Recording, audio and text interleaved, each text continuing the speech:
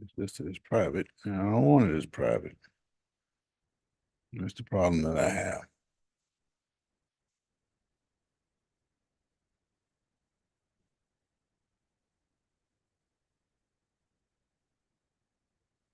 But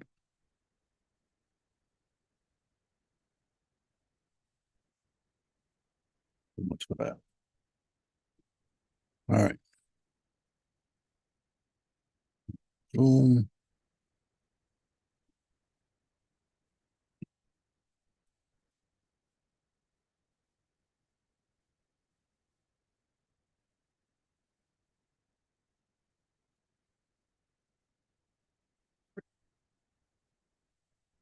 Good evening, folks. This is Sports for Real. Had a few minutes to come on, get a little backup talk about the Olympics. Been a few days since it's ended. And as always, most Olympics are great. You see a lot of great performances, and the Americans usually take care of the medal count for the fifth or sixth Olympics in a row. Actually, it's been a long time since Americans lost the overall medal count. They took it again in Paris, and there was a lot of great performances, a lot of medals going around.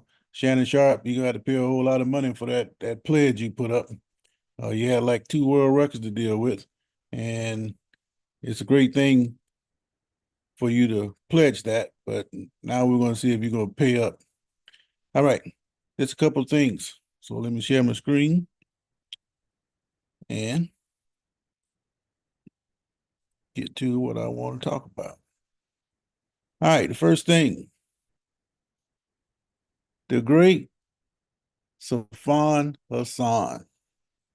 Why do I call Hassan great?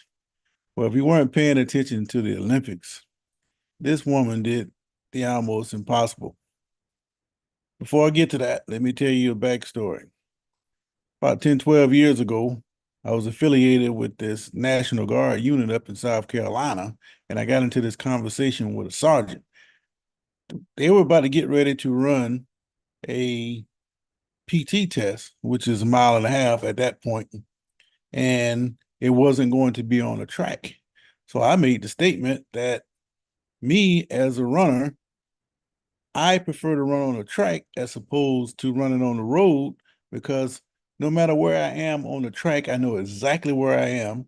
I know exactly the kind of effort I need to exert to get to whatever I'm trying to get to. On the road, it was not necessarily that case. So he tells me that it does not matter whether you're running on a track or the road because it doesn't make a bit of difference because it's the same distance. I tried to plead my case about the track because not that I couldn't run on the road, it's just that I'd rather run on the track because I'm a track guy. But Safan, years later, has backed up what he was trying to tell me. What do I mean by that? Well, this woman took the bronze in the 5,000 meters, which she had gold from the last Olympics. She took bronze in the 10,000 meters, which I believe she won gold in the last Olympics. Then, to challenge herself, she decided to run the marathon. And as you see her breaking through the tape, she won that race. So the feat that she pulled off is nearly impossible because most people that run on the track, they don't switch over and run the marathon. So what the sergeant was telling me, it don't make a difference. If you can run, you can run. And this woman here ran over 38 miles of competition in the Olympics within the space of about a week.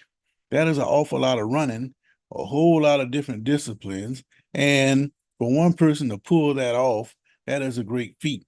There's been a lot of great women runners over the years, but nobody, and I mean nobody, has done what this woman has done.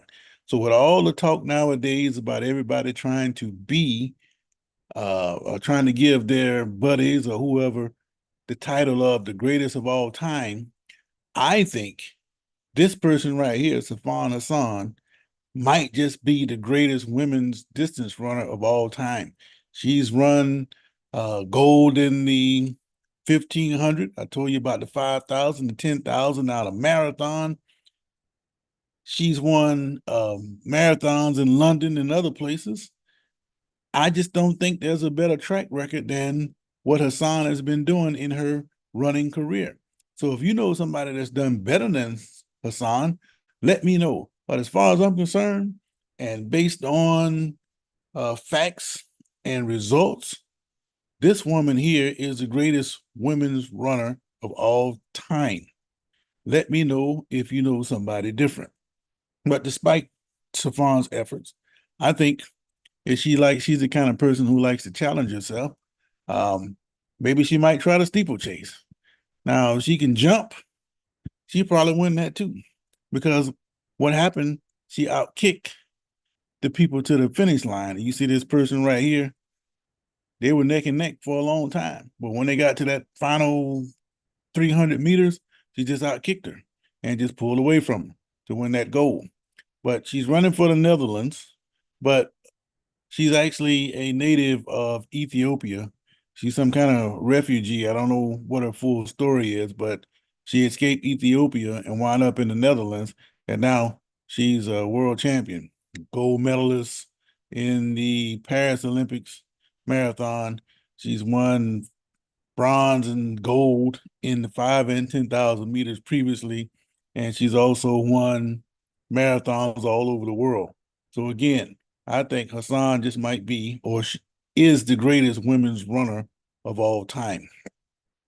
Speaking of great performances, how about the American men, distance runners? Americans dominate the sprints, middle distance, but when it comes to that long distance, they have to sit down somewhere because them cats from Kenya, the Ethiopia, Morocco, and places like that, they got something for America. Well, I don't know what the difference was this time, but Mr. Grant Fisher and this guy right here, Cole Hocker, he won the 1500 as a surprise and broke the Olympic record. This guy right here, Ingebrigtsen, he's the man. He came back to win the a longer distance. I want to say the 10,000 or the 5,000 at the end of the Olympics, but he was supposed to win this 1500. That's the kind of talent that guy got. He's got so much confidence. He just sits back at the end of the race and he just blows past you at the end.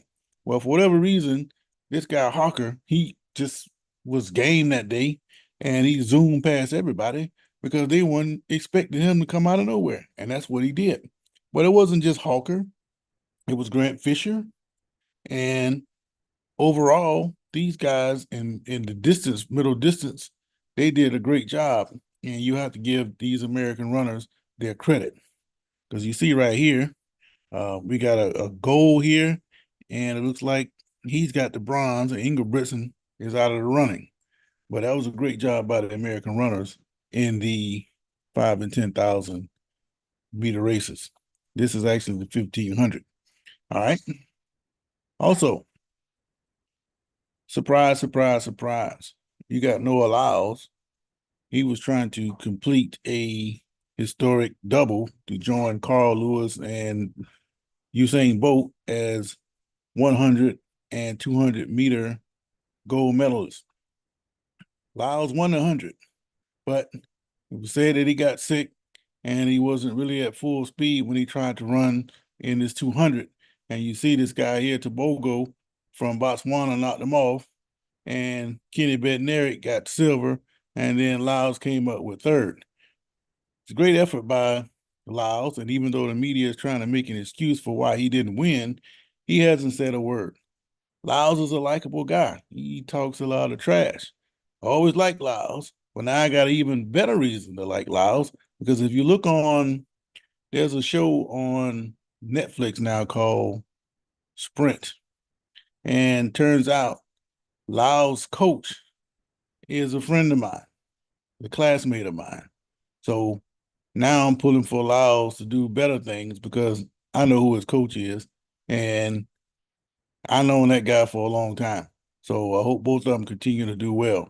But he didn't quite get the double that he wanted, but it was still a great effort. And finally, the futility of the men's 4x100. we talked about it and we talked about it and we talked about it. People try to tell me I'm wrong for saying that Coleman had no part in what took place and it was all Bednarik. Yes, Bednarik made the biggest blunder by taking off early to make Coleman try to chase him down, but you can clearly see that Coleman, he didn't have the fitness to run through the zone like he's supposed to. So at the very least, he should have had the stamina or kept his form to the point where he can get the exchange, even if it's at the very top of the zone. But that wasn't the case. Bednarik slowed down almost to a stop, and Coleman grabbed him by his arm and basically put the baton in his hand. Unfortunately, he was out of the exchange zone when they finally got it done. And again, that is unacceptable for athletes on this level to make such a huge blunder on a simple task. High schoolers, middle schoolers on down, they routinely pass the baton around and get it around the track. But since it's been about 16 years now that these guys, the last 3 or 4 Olympics, they just can't get that baton around the track. And that is embarrassing to the American Track Federation because it's basically unacceptable. And like Carl Lewis said, maybe it's time for them to blow it up or take a different approach. But the guy told me in the comment that I was wrong, that I didn't know what I was talking about pretty much.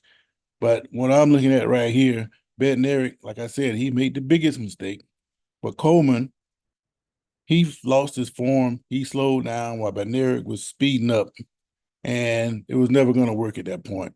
And the sad thing about it is the next 2 handoffs were great, and they steady gained speed, and they still ran a 37.8. If they could have got the baton around, they were definitely under 37, and they would be wearing gold right now. But that wasn't to be. So next Olympics is going to be in LA 4 years from now. We're always going to have the speed. It's going to come down to the same thing. Can you get to stick around? The women, they got to stick around. The first pass between Jefferson and Terry was great. Terry and Thomas, not as great, but still a good pass. And then you had a good pass between Thomas and Richardson to bring home the gold. The only thing about the women winning the gold was the end of the race.